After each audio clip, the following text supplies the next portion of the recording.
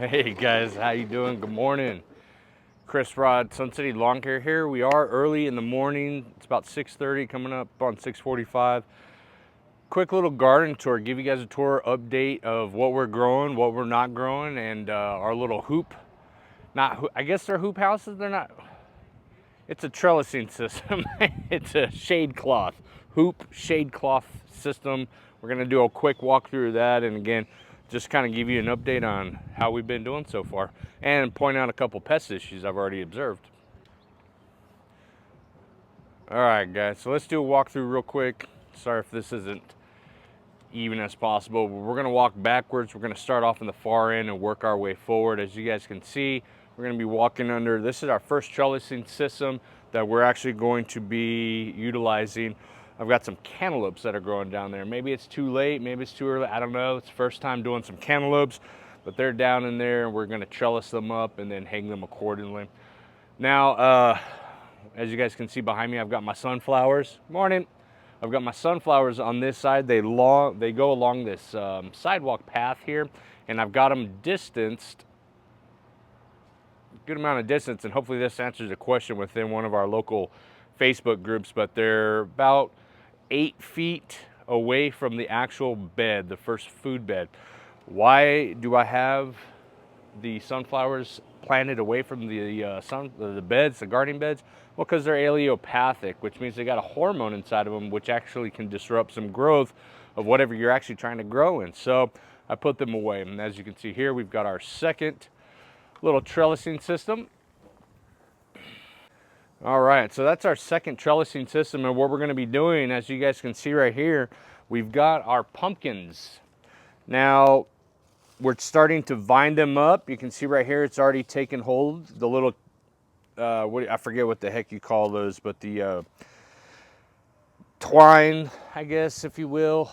They grab hold of the trellising system, and we're gonna get them off the ground because we had a massive squash bug issue last year.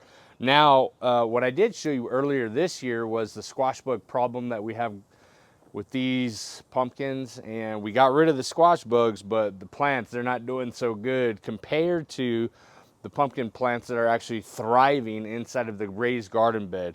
This is real, you know, we're taking our time with the amendment of this dirt. We had rocks, we had them all excavated, and then I backfilled, I laid cardboard down, and then there's a good 4 to 5 inches of mulch, right? So there's not a lot of good organic material within this soil, so it's not irrigated. I have to water the sunflowers by hand. I have to water the pumpkins. Those things are pretty much toast, so we're going to be relying on these to trellis over the pumpkin trellising system. Now, back in here, as you guys can see, which is kind of the topic of the video, is how are we protecting our plants, our vegetables, in this particular case, our tomatoes, right behind me, is we put together 2 little hoops. All I did was I took some PVC, and I've got the end caps, of the PVC. I took the end cap and I drilled it into the 4x4, which holds up part of the raised bed, and then we just simply bent the PVC and then draped the shade cloth over it. This is a 40% shade cloth right here. Let me see if I can get you guys a better angle there. There we go. So right down here again is an end cap, okay, to your normal PVC pipe fitting. And I put a screw, it's a wood screw that I drilled all the way through the PVC end cap, and then I just stuck the PVC and then I bent it over, did the same thing on the other side. What here again is a shade cloth. We actually got this from a local nursery. You can order this stuff on Amazon if you need to. And at Home Depot, where I got the PVC, or I think it might have been Lowe's, they've also got some shade cloth clamps that you can buy, which I'm utilizing here. This shade cloth, you know, wasn't really wide. It wasn't the 12-foot wide. I think it was only 6 feet. So, you know, obviously it doesn't drape all the way down, so I simply screwed in that clamp. So on each side, what I did was I took these clamps, and the reason why I'm going into detail about this is I had a question about it, so I did want to explain this simple little process that I did. These clamps, they simply clamp onto the shade cloth, and then I screwed in with a metal screw into the pipe. to secure it. Now I've got it loose because I wanted to demonstrate the reason why I use this method, and you can do this any way you want, is it allows me to go ahead and slide the shade cloth over so it's still secure to the PVC, but it allows me to slide the shade cloth over on both sides and just do that number, and I can continue to trellis my tomatoes. And as you guys can see, I'm using the old Florida weave method here. We've got our tomatoes already growing down here, and I'm actually going to check that out. We already got our first little tomato. We're going to go and harvest this guy and get it inside. What we don't want to do when we're growing tomatoes is, you can if you want, but you don't have to let them fully ripen on the vine. Remember, as these things are growing, they're taking a lot of energy from the plant instead of allowing it to grow as tall as it can. This side right here, these are our indeterminate tomatoes, and we got 5-6 different varieties, and then we've got our bush variety on the other side. We're triple digit heat guys here in West Texas in El Paso, so I like to provide the shade, lets these tomatoes really do their thing. All right, let's talk about our next bed. As you guys can see, we've got plenty of pollinators in here. We love our marigolds. They're everywhere. We got some wildflowers that we sowed inside of the bed 2 years ago that, you know, kind of just translocated into the ground. We got our nasturtiums here. These are great for providing some protection against pests and whatnot. They kind of like a sacrifice kind of plant. And then we grew some onions on the edge of all of our beds, right?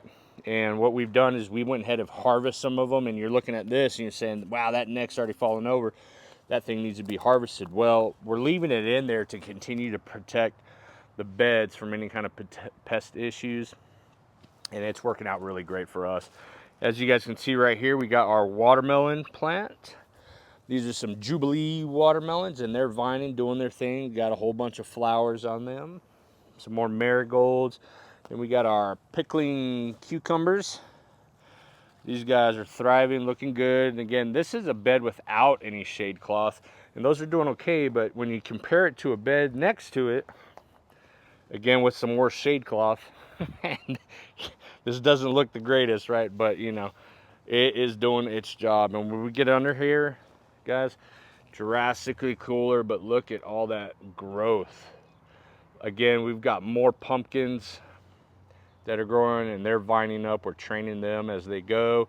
There's some beans, pole beans that are growing in here, providing that extra nitrogen into the soil, and these things just take off. And then we got some random tomato plants over there you see in the corner.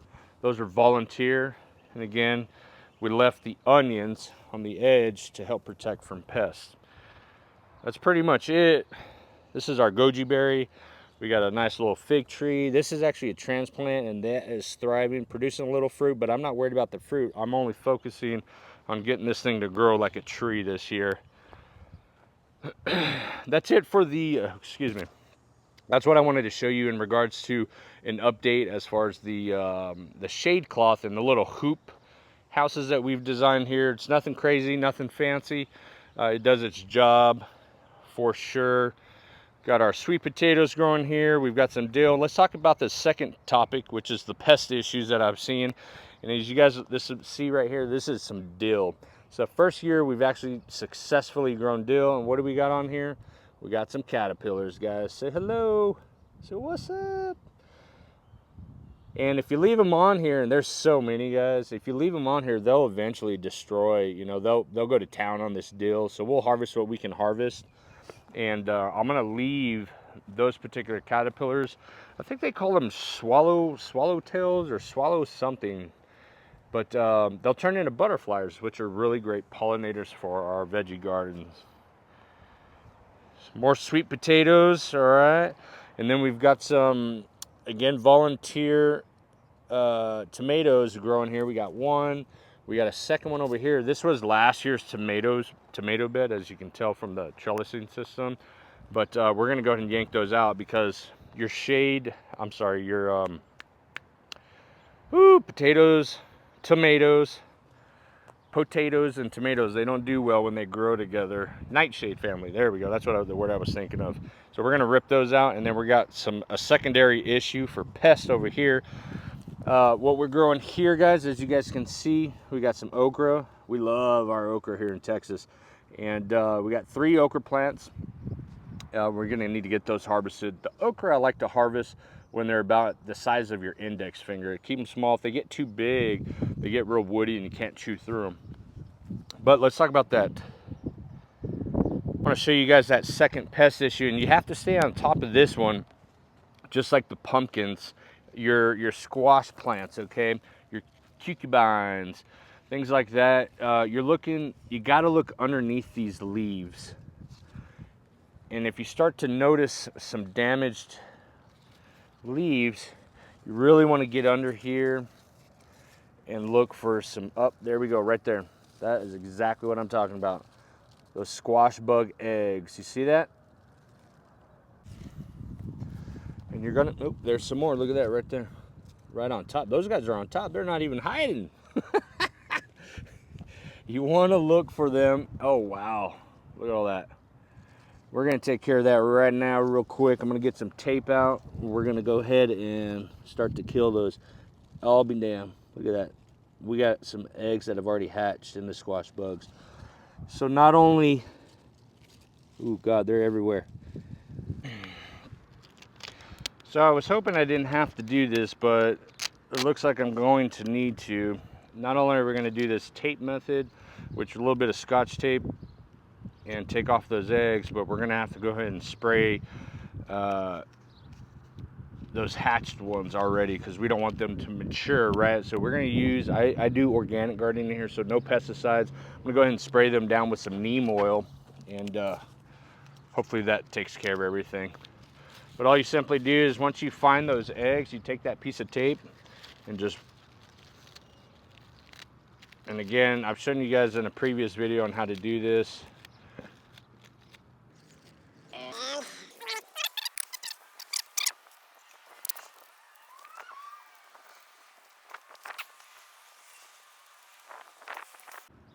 And what you can also do as you're doing this, if you see any ones that have already hatched, you can actually get them with some of that tape as well.